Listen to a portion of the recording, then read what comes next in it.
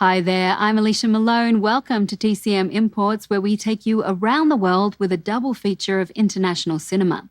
Tonight we have two films by Italian director Michelangelo Antonioni.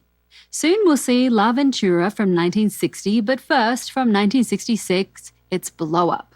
This was Antonioni's first entirely English-language film, the first in a three-picture deal he made with producer Carlo Ponti and MGM. The story unfolds over 24 hours in swinging 1960s London, following a fashion photographer played by David Hemmings. One of his candid shots becomes the most important of his day, capturing something suspicious and potentially dangerous. Also in the cast are Vanessa Redgrave, Sarah Miles, Jane Birkin, and look out for the band The Yardbirds playing in a nightclub. See if you can spot Jeff Beck and Jimmy Page. David Hemmings later called Blow Up probably the critical event of my professional life. It was a breakout role for him, following dozens of small parts in television and films like St. Joan from 1957, directed by Otto Preminger.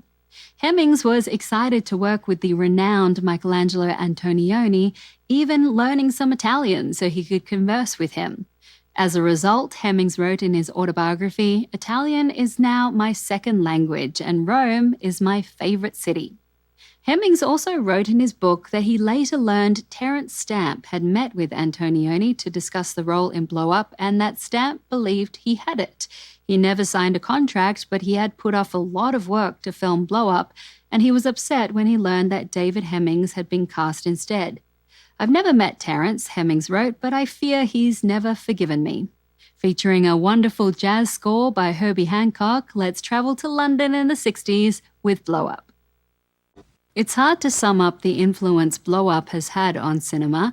Francis Ford Coppola's The Conversation was clearly inspired by it, as was Brian De Palma's Blowout.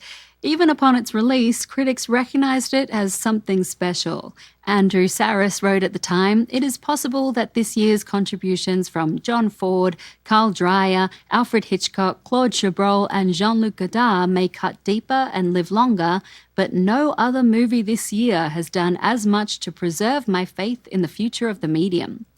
Blow Up screened at the Cannes Film Festival, where it won the prestigious Palme d'Or, and it received 2 Academy Award nominations for Best Screenplay and Best Director.